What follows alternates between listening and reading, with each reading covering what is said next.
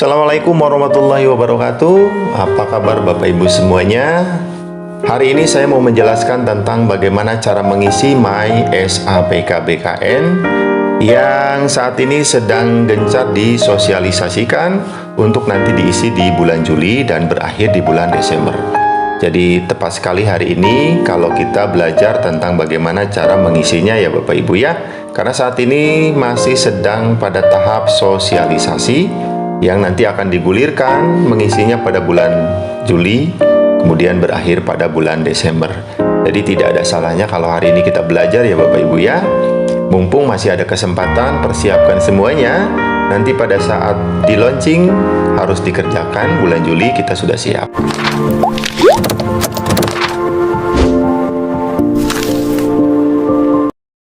Baik Bapak Ibu, langsung saja. Yang pertama kita akan coba jelaskan, saya coba jelaskan melalui buku panduan yang sudah disiapkan oleh BKN Bapak Ibu ya. Silakan buku panduannya bisa di-download di link deskripsi video ini Bapak Ibu ya. Nah, saya akan jelaskan melalui buku ini dan kemudian saya akan jelaskan juga langsung di akun realnya Bapak Ibu ya. Ya, di akun realnya seperti ini Bapak Ibu. Oke.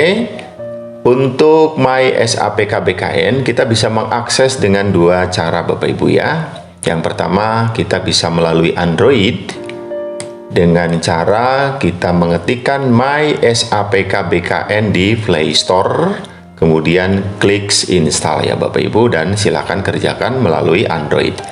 Kemudian kita juga bisa mengerjakan melalui website yang ada di laptop Bapak Ibu ya atau komputer. Cara mengaksesnya kita langsung ke Google saja seperti ini. Kemudian kita langsung ketikkan https://mysapk.bkn.go.id atau kita langsung ketikkan aja mysapk.bkn.go.id atau cukup mysapk saja sudah nanti terakses Bapak Ibu ya. Kemudian langsung klik enter. Lalu klik My SAPK BKN dan kita masuk di websitenya. Nah, kebetulan saya sudah login Bapak Ibu. Nah, cara loginnya Bapak Ibu, nah seperti di buku panduan ini ada alurnya.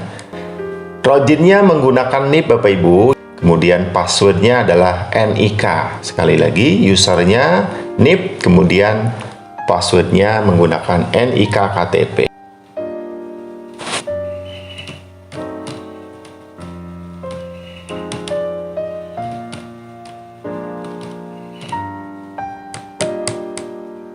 Ya, kemudian kita klik, kemudian kita masukkan nick-nya ya, kemudian klik login. Oke, kita udah masuk di sini Bapak Ibu. Seperti ini tampilan di dalam My SAPK yang realnya Bapak Ibu ya. Nah, saya tidak jelaskan di sini di real akunnya, di akun benerannya. Karena ini belum bisa diakses Bapak Ibu, kita coba ya.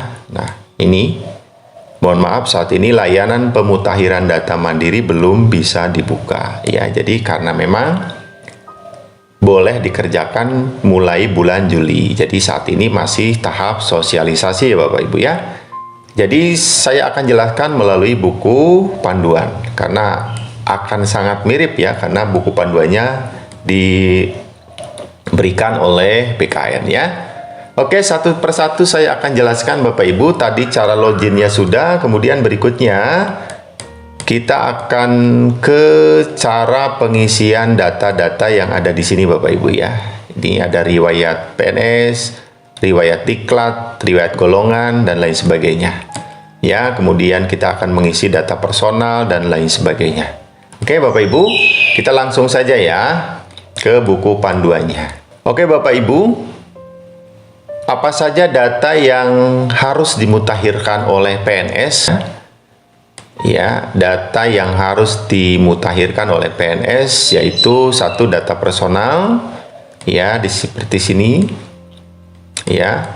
Kemudian riwayat jabatan, riwayat pendidikan, diklat, riwayat SKP 2 tahun terakhir, riwayat penghargaan, riwayat pangkat dan golongan, riwayat keluarga, riwayat peninjauan masa kerja, riwayat pindah instansi, riwayat CLTN, riwayat CPNS/PNS, dan riwayat organisasi, Bapak Ibu ya.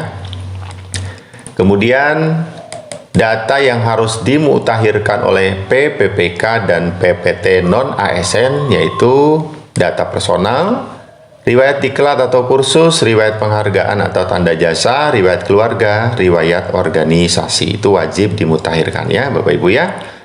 Nah, kita jelaskan satu persatu Bapak Ibu apa yang dimaksud dengan data personal dan lain sebagainya. Kita jelaskan ya, mulai data personal Bapak Ibu. Yang dimaksud dengan data personal adalah data yang berisi informasi mengenai data pribadi ASN dan PPT non-ASN. Terus elemen data yang harus diisikan yaitu satu NIP baru, kemudian NIK, nomor induk KTP ya Bapak Ibu ya, nomor induk kependudukan ya Bapak Ibu, nama, gelar depan, gelar belakang, jenis kelamin, tempat lahir, tanggal lahir, agama, email Bapak Ibu, siapkan dari sekarang kalau belum punya, nomor HP, kalau lupa lagi diingat-ingat emailnya karena harus memasukkan email. Kemudian nomor HP, nomor telepon, nomor HP adalah nomor handphone, nomor telepon adalah nomor telepon duduk. Kalau nggak punya nggak usah diisi. Lalu kemudian nomor NPWP, nomor BPJS ya. Nomor BPJS ada di kartu BPJS Bapak Ibu.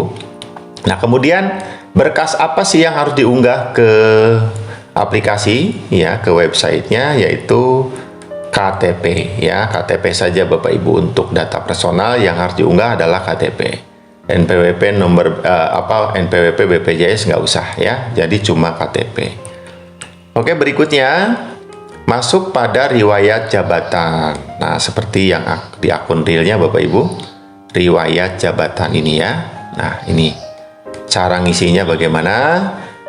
Riwayat jabatan adalah data yang berisi informasi riwayat jabatan yang pernah diampu PNS berdasarkan tugas, fungsi, tanggung jawab, dan wewenang dalam sebuah jabatan ASN berdasarkan surat keputusan pengangkatan jabatan ASN. Elemen data yang harus dikerjakan, harus diisi adalah jenis jabatan, jenis nama jabatan, TMT eselon, dan TMT jabatan. Bapak Ibu, ini bagi PNS yang pernah menjabat atau sedang menjabat ya Bapak Ibu ya.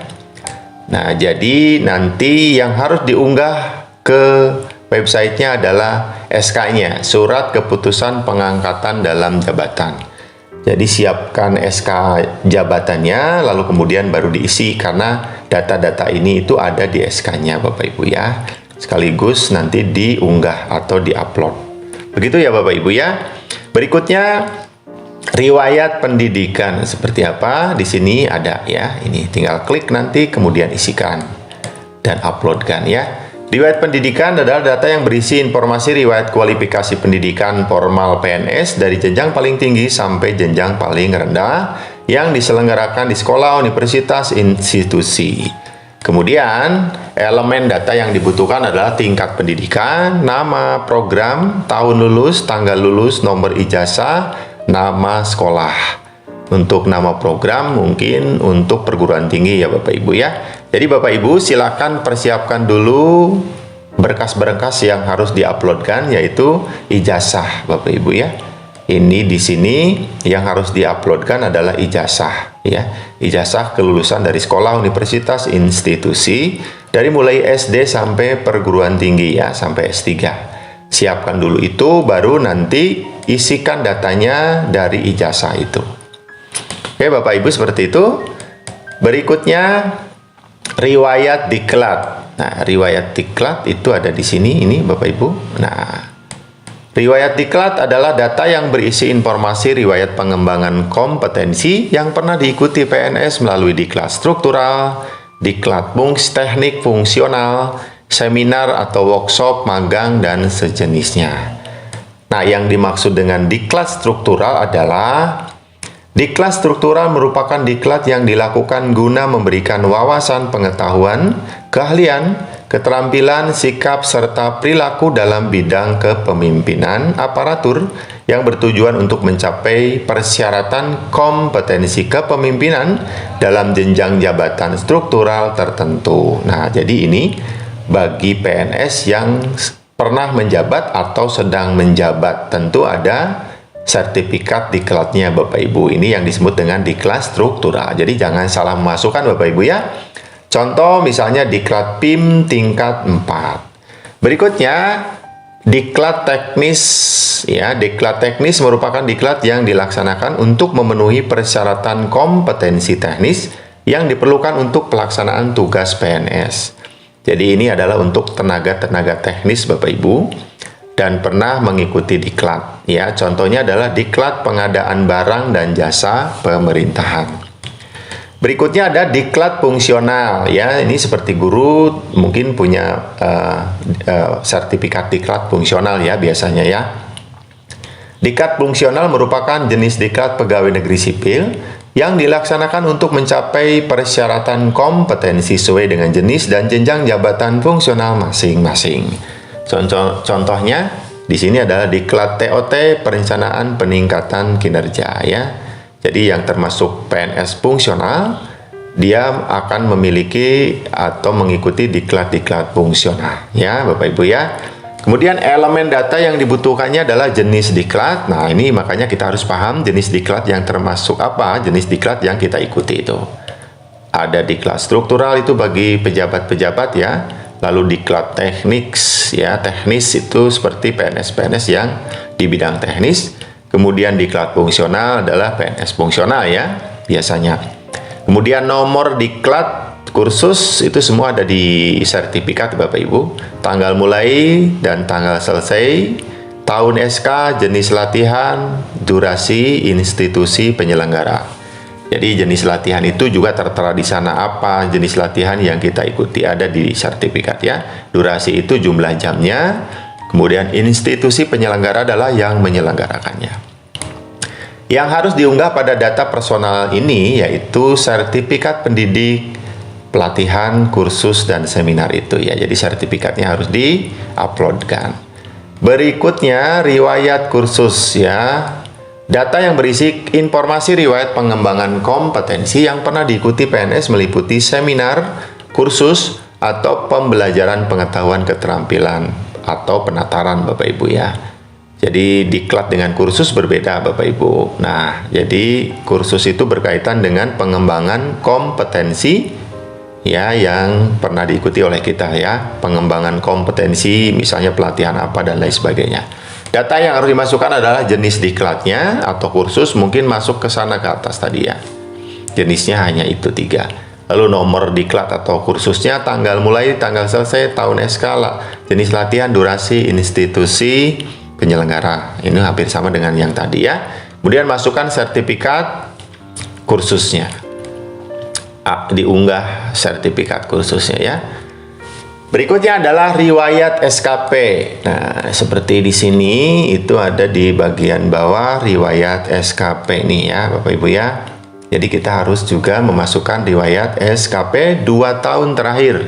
SKP yang sudah ditandatangani ya Bapak Ibu, yang sudah resmi ada di tangan kita, udah disimpan, dibongkar lagi, masukkan di sini. Jadi data yang berisi informasi riwayat penilaian prestasi kerja selama 2 tahun terakhir yang dilakukan berdasarkan perencanaan kinerja pada tingkat individu dan tingkat unit atau organisasi dengan memperhatikan target, capaian, hasil, dan manfaat yang dicapai serta perilaku PNS. Elemen yang dimasukkan adalah jabatan, tahun, nilai SKP, nilai perilaku kerja, nilai prestasi kerja, data pejabat penilai, data atasan pejabat penilai. Semua itu ada di SKP-nya Bapak Ibu, silakan tinggal dilihat. Kemudian berikutnya yang harus diupload pada data ini adalah SKP yang sudah ditandatangani oleh yang bersangkutan atau pejabat yang berwenang. Silakan diuploadkan ke sana dan diisikan datanya. Berikutnya riwayat penghargaan atau tanda jasa, ya. Riwayat penghargaan atau tanda jasa di sini ya. Oke. Apa itu? Data yang berisi informasi riwayat penghargaan, tanda jasa, atau tanda kehormatan berdasarkan penilaian kontribusi balas jasa pemerintah yang diberikan langsung kepada PNS ya. Data elemen datanya adalah jenis penghargaan, tahun SK, nomor SK, dan tanggal SK. Kalau kita dapat penghargaan harus ada SK-nya Bapak Ibu karena harus di-upload ya, diunggah ke websitenya. Berikutnya Bapak Ibu, riwayat pangkat dan golongan ruang ya. Ada di sini riwayat pangkat dan golongan ruang. Ada di sini ya riwayat golongan ini ya. Ya. Apa itu? Riwayat golongan adalah data yang berisi informasi riwayat pangkat dan golongan ruang selama bekerja. Ya, elemen data yang harus dimasukkan adalah golongan, nomor SK, tanggal SK, TMT golongan, nomor pertek, tanggal BKN, masa kerja golongan atau bulan tahun, tanggal usul ya, kemudian jenis KP. Nah, semua itu ada di SK-nya Bapak Ibu ya. Jadi yang harus diunggah pada data personal ini adalah surat keputusan kenaikan pangkat. Ya, ini dari mulai golongan 1A sampai dengan 4E. Jadi diunggah semuanya Bapak Ibu ya. Dan semua data ada di SK-nya. Oke, berikutnya riwayat keluarga Bapak Ibu. Riwayat keluarga ada di sini Bapak Ibu ya. Nih. Apa yang dimaksud dengan riwayat keluarga dan apa yang harus diuploadkan ke sana? Data yang berisi informasi keluarga, orang tua, ayah, ibu, data pasangan, suami, istri, dan anak. Jadi, kita harus memasukkan ayah dan ibu juga Bapak Ibu ya. Elemen data yang harus dimasukkan adalah data orang tua, suami, anak, gelar depan, gelar belakang ya. Berarti suaminya atau istrinya harus dimasukkan gelarnya Bapak Ibu. Tempat lahir, tanggal lahir, jenis kelamin, agama, email ya. Email, mungkin email pasangan kita ya, atau email kita juga masuk di situ. Kemudian jenis dokumen, alamat, nomor HP, nomor telepon, status pernikahan, akta kelahiran, status hidup, meninggal, akta meninggal, tanggal meninggal, nomor NPWP, dan tanggal NPWP Bapak Ibu ya. Kemudian dokumen yang harus diunggah adalah kartu keluarga dan buku nikah Bapak Ibu ya. Jadi KK dan buku nikah silahkan di-scan langsung masukkan. Di-upload. Kemudian riwayat peninjauan masa kerja. Nah, ini ya, di sini ada riwayat peninjauan masa kerja. Apa itu? Data yang berisi informasi riwayat penetapan persetujuan peninjauan masa kerja ASN. Ya, data yang harus dimasukkan, elemen datanya adalah jenis PMK, instansi atau perusahaan, tanggal awal, tanggal akhir, nomor surat keputusan. Yang harus diunggah pada data personal itu adalah surat keputusan peninjauan masa kerja. Kalau kita tidak merasa sedang ditinjau masa kerjanya dan tidak ada SK-nya, tidak perlu diisi Bapak Ibu ya. Oke, berikutnya riwayat pindah instansi. Riwayat pindah instansi ya. Ada datanya di sini Bapak Ibu. Ya, silakan nanti dicari. Datanya riwayat pindah instansi ada di sini, lengkap pokoknya ya. Apa itu riwayat pindah instansi? Adalah bagi PNS data yang berisi informasi riwayat pemindahan ASN dari instansi kerja lama ke instansi kerja baru. Nah, elemen data jenis pemindahan, jenis jabatan lama, jenis pegawai, jenis jabatan baru, instansi kerja lama baru, satuan kerja lama baru, Yunor lama baru, nomor SKBKN, tanggal SKBKN, TMTPI, nomor surat instansi asal tujuan, tanggal surat instansi asal tujuan. Tentu semuanya ada di SK Bapak Ibu, tinggal dimasukkan ya datanya. Yang harus diunggah pada data personal ini adalah SK-nya ya, surat keputusan pindah instansinya. Berikutnya riwayat cuti di luar tanggungan negara. Apa yang dimaksud dengan riwayat CLTN itu? Cuti di luar tanggungan negara. Ya, CLTN itu maksudnya adalah singkatan dari cuti di luar tanggungan negara. Data yang berisi informasi riwayat penetapan status cuti di luar tanggungan negara, mulai dari persetujuan hingga pengaktifan kembali. Datanya ada jenis CLTN, nomor SK, CLTN, tanggal surat keputusan, tanggal awal, tanggal akhir, tanggal aktif, nomor BKN, tanggal BKN. Ya, kemudian dokumen yang harus diunggah adalah surat keputusan penetapan CLTN. Berikutnya riwayat CPNS dan PNS. Ya, ini. Apa itu? Data yang berisi informasi riwayat status kedudukan CPNS, riwayat status kedudukan CPNS atau PNS sesuai dengan SK. Ya, nomor SK PNS, tanggal SK CPNS, ya. Jadi dokumen yang harus diunggah adalah surat keputusan. Dokumen yang harus diunggah adalah surat keputusan PNS dan surat keputusan CPNS. Ada semua Bapak Ibu. Ya, Bapak Ibu sudah hafal banget soal ini ya. Berikutnya riwayat organisasi. Ya, riwayat organisasi. Nah, ini Bapak Ibu. Riwayat organisasi adalah data yang berisi informasi riwayat pengalaman berorganisasi, yaitu riwayat pengalaman PNS bergabung dan berkontribusi di dalam sebuah organisasi yang relevan dengan pemerintahan.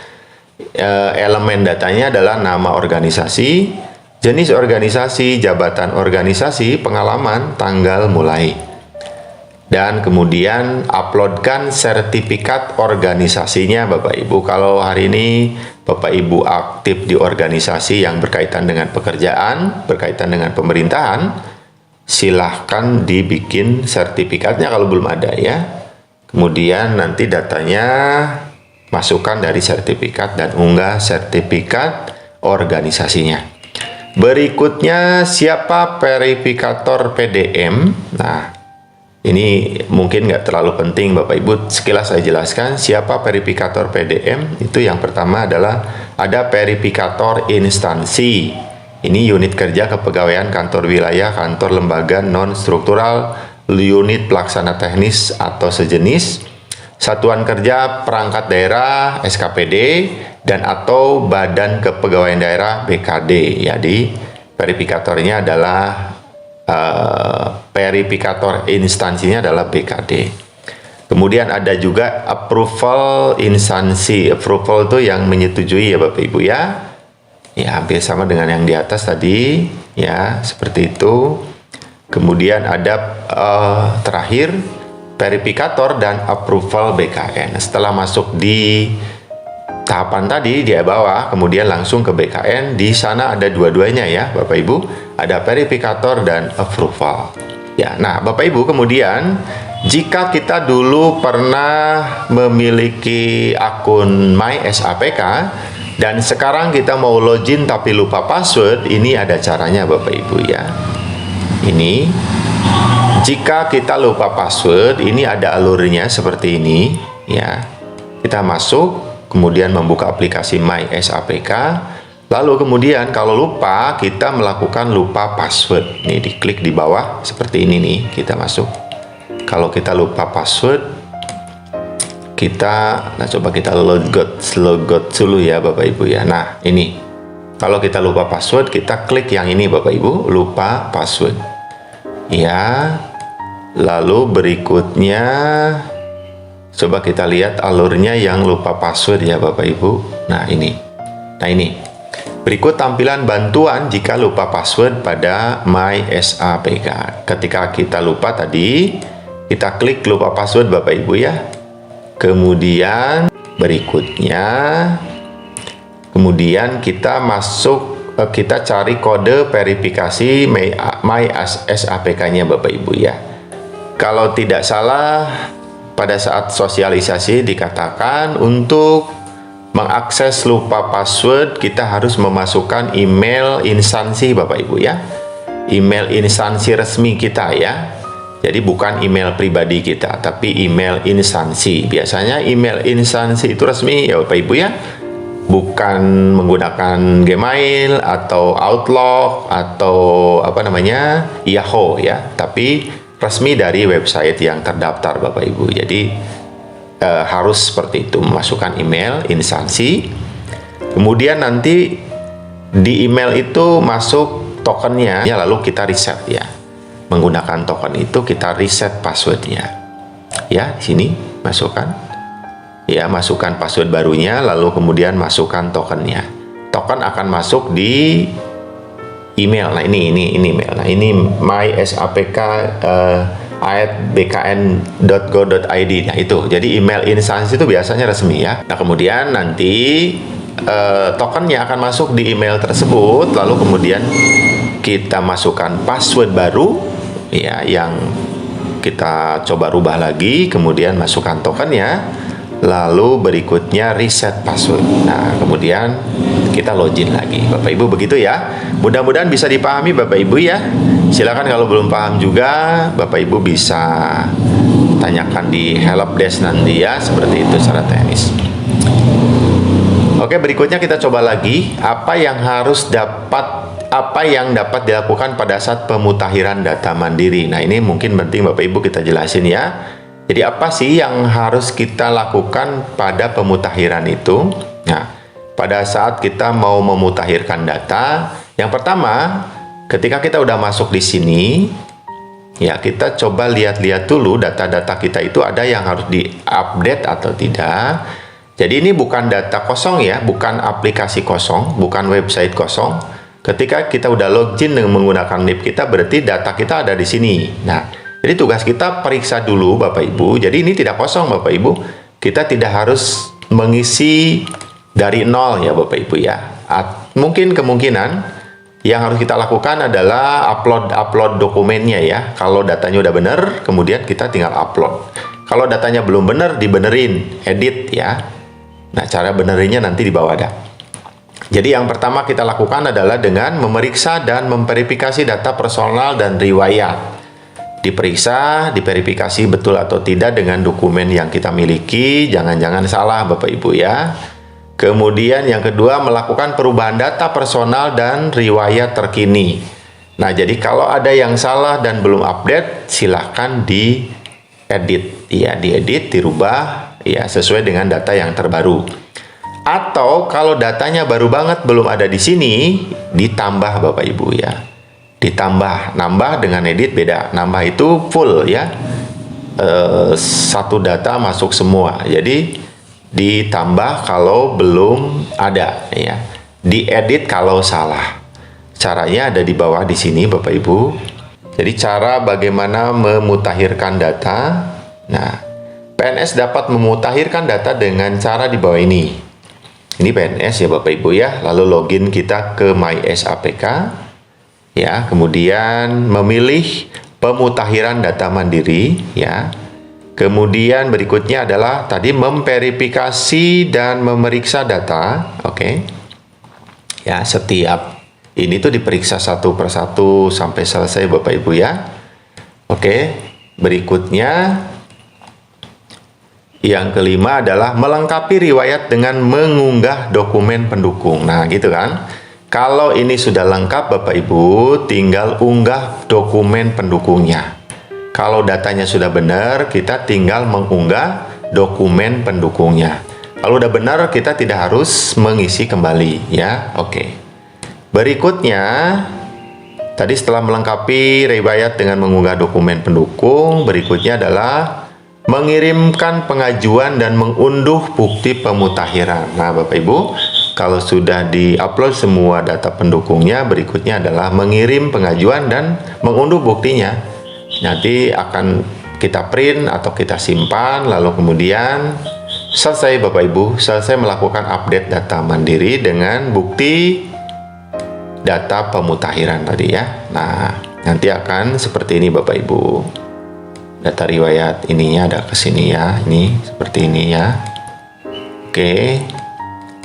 Nah, kemudian jika ada data yang tidak sesuai Bapak Ibu, PNS dapat mengikuti cara ini, perubahan data oleh PNS. Nah, seperti ini PNS, login ke mysapk lalu memilih update data mandiri. Ya. Lalu kemudian memilih UNOR verifikasi. Nah, ini ya. Seperti ini. Lalu berikutnya memeriksa dan memverifikasi data pada setiap riwayat ya. Jadi seperti ini. Di UNOR-nya belum bisa dilihat ya, karena ini belum bisa diakses ya. Kemudian kita lihat data yang tidak sesuainya, memeriksa dan memverifikasi data yang pada setiap riwayat tadi, yang ini tadi ya Bapak Ibu. Lalu berikutnya yang keenam adalah menambah atau mengedit data yang tidak sesuai. Nah, gini nih cara mengedit dan menambahnya seperti ini, ada di sini. Biasanya mengedit itu ada pensil ya, di sini diklik.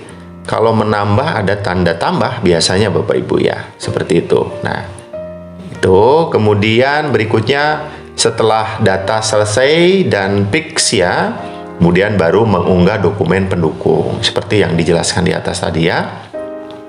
Lalu kemudian memeriksa kembali Bapak Ibu usulan pemutakhiran dan kirim pengajuan. Lalu berikutnya unduh bukti telah mengikuti pemutakhiran data. Kalau merasa sudah benar, langsung unduh buktinya. Lalu kemudian memantau progres verifikasi via layanan notifikasi My SAPK. Jadi kalau sudah merasa benar, data udah diajukan, tinggal dipantau. Nanti ada notifikasi Bapak Ibu ya. Notifikasi itu pemberitahuan.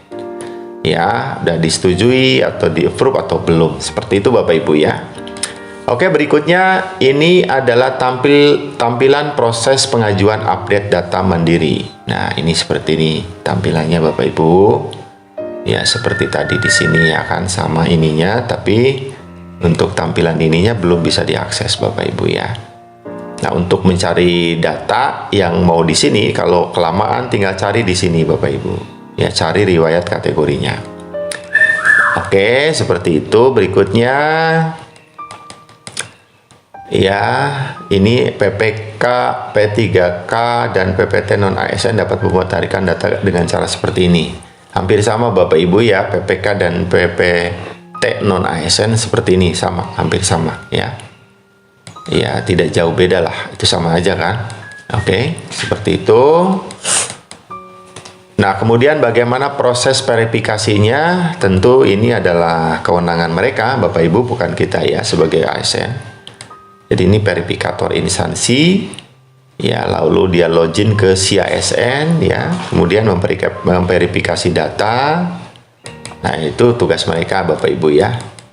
Nah, kemudian verifikasi data tidak sesuai oleh verifikator. Nah, ini nanti verifikator itu menyeleksi data-data yang nggak sesuai ya, diverifikasi. Itu tugas mereka Bapak Ibu. Kemudian bagaimana proses persetujuan data oleh instansi. Nah, ini prosesnya persetujuan data sesuai oleh approval. Jadi disetujui oleh approval. Yang disetujui adalah data yang sudah bagus, yang sudah benar ya Bapak Ibu. Jadi yang di approve itu data yang sudah benar. Nah, tadi login CASN itu mungkin pihak approval ya Bapak Ibu. Nah, cuma kita tahu sekilas saja. Kemudian persetujuan data tidak sesuai oleh approval. Seperti ini Bapak Ibu. Jadi prosesnya panjang ya. Kemudian bagaimana proses verifikasi dan persetujuan data oleh BKN, ini yang terakhir adalah oleh BKN. Kalau oleh BKN sudah di-approve, sudah diverifikasi, udah benar, udah oke, datanya fix ya. Nah, kalau misalnya ini status kepegawaian nanti ada tidak ikut PUPNS 2015, karena 2015 itu pernah mengisi data seperti ini, namanya PUPNS ya. Kemudian tidak memiliki NIP baru ya, lalu diberhentikan, ini CLTN dan lain sebagainya. Ini persoalan-persoalan ya, yang itu nanti harus dikonsultasikan dengan pihak helpdesk ya. Nanti ada akses di menu helpdesk, jadi tinggal kita kalau ada persoalan masuk di situ Bapak Ibu ya. Ini untuk penyelesaian permasalahannya seperti ini. Kalau ada persoalan, user, lalu usul perubahan jabatan, kemudian masuk pada unit kepegawaian instansi, lalu pemutakhiran data, lalu masuk CASN ya Bapak Ibu. Mungkin cukup Bapak Ibu ya. Ini adalah persoalan-persoalannya saja. Silakan Bapak Ibu lebih detailnya lagi untuk dibaca buku panduannya yang saya akan sertakan link downloadnya ada di deskripsi video di bawah ini ya Bapak Ibu ya. Silakan lebih detailnya ada di situ. Kalau saya masukkan di sini semua mungkin nanti videonya terlalu panjang Bapak Ibu ya. Oke, mungkin cukup Bapak Ibu. Mudah-mudahan bermanfaat ya Bapak Ibu ya. Mohon maaf atas segala kesalahan. Ya, kita sama-sama belajar Bapak Ibu. Mudah-mudahan ada manfaatnya. Terima kasih, sampai jumpa lagi di lain kesempatan. Jangan lupa ya, di like, komen, dan subscribe channel Diana Oke. Terima kasih Bapak Ibu. Assalamualaikum warahmatullahi wabarakatuh.